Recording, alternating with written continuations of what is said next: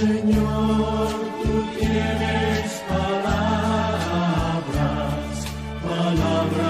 de vida eterna. Radio Católica 101.7 de FM presenta al presbítero Andrés Alejandro Chablé con la reflexión del Evangelio de hoy. Escuchemos, una estrella que ilumina tu camino. Shalom, hermanos y hermanas. Jueves 2 de julio del 2020. Lectura del Santo Evangelio según San Mateo. Gloria a ti, Señor. En aquel tiempo Jesús subió de nuevo a la barca, pasó a la otra orilla del lago y llegó a Cafarnaúm, su ciudad.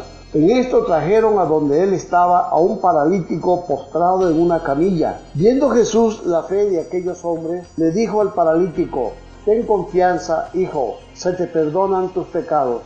Al oír esto, algunos escribas pensaron: este hombre está blasfemando.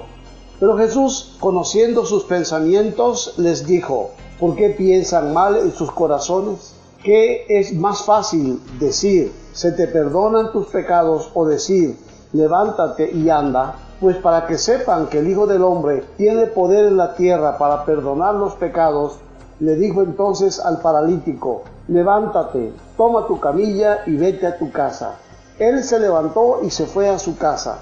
Al ver esto, la gente se llenó de temor y glorificó a Dios, que había dado tanto poder a los hombres. Palabra del Señor.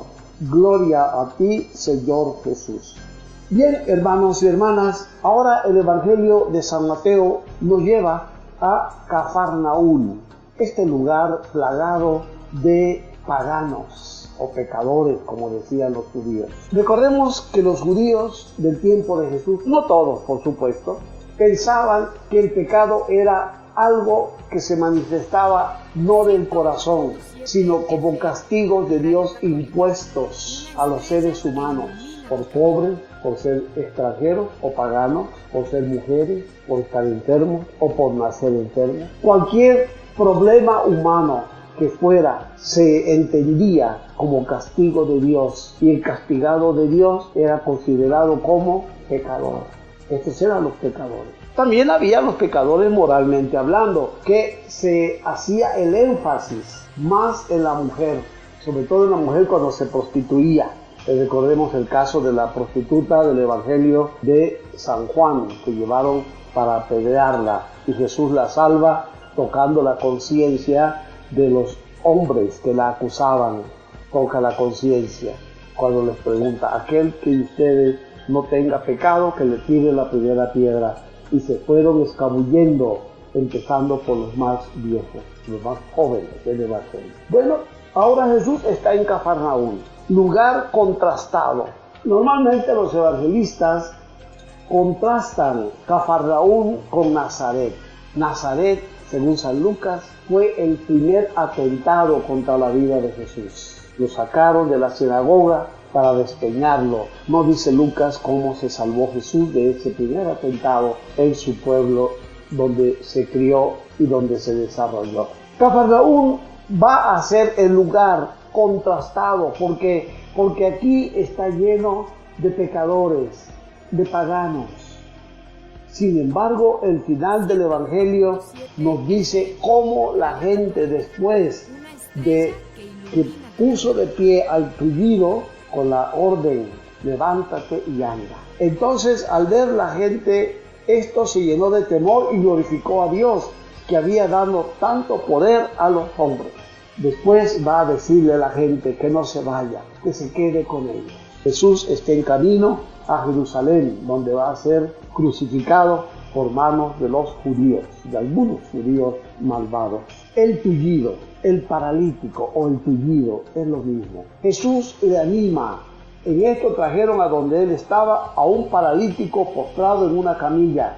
Viendo Jesús la fe de aquellos hombres, le dijo al paralítico: ten confianza, hijo, se te perdonan tus pecados. Este primer momento del encuentro de Jesús con el paralítico, perdonar los pecados. Y públicamente, ¿por qué le dice que se te perdonan los pecados?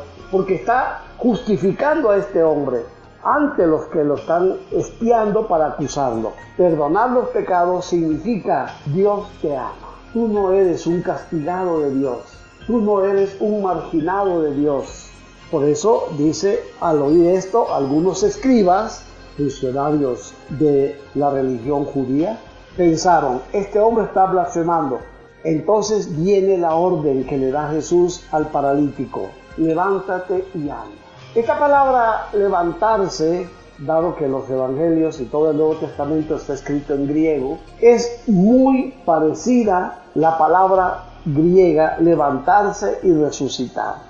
Levántate es toda una nueva inauguración del ser humano ante Dios. Levántate al caído, al paralítico, al tullido, levántate y anda.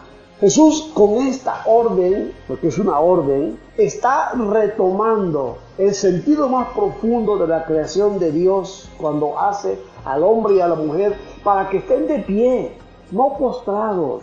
Nada ni nadie puede decirle a alguien: tú no sirves, tú no caminas, tú no ves, tú no oyes, tú no hablas, tú no puedes. ¿Nos damos cuenta? Los milagros no son para demostrar ningún poder mágico de Jesús. Los milagros en los evangelios son para hacer presente la fuerza del reino que libera al hombre y a la mujer subyugados, oprimidos, aplastados por estructuras humanas, tullidos que no han podido levantarse de su situación económica, social, racial, sexual, de cualquier índole, cultural. Todo lo que oprime, lo que margina, lo que impide que el ser humano se desarrolle, aquí se le llama tullido, paralítico. Por eso le dice Jesús: levántate, resucita. A eso ha venido Jesús. Jesús define con esta palabra su misión. Ha venido a poner de pie al ser humano. Que nada ni nadie te postre, te diga que tú no puedes, que tú no tienes derecho, que tú no sabes, que tú ni siquiera lo intentes. En otros evangelios es más fuerte la expresión: levántate, en Marcos sobre todo, el paralítico que descolgaron por el techo. Levántate, toma tu camilla y vete a tu casa. Hoy el Señor nos dice también a nosotros lo mismo: levántate y vete a casa. Levántate y anda. Nada ni nadie puede hacer de la obra de Dios un ser inútil para sí mismo y para los demás. Shalom, hermanos y hermanas. Hasta el próximo comentario. Señor, tú tienes palabra.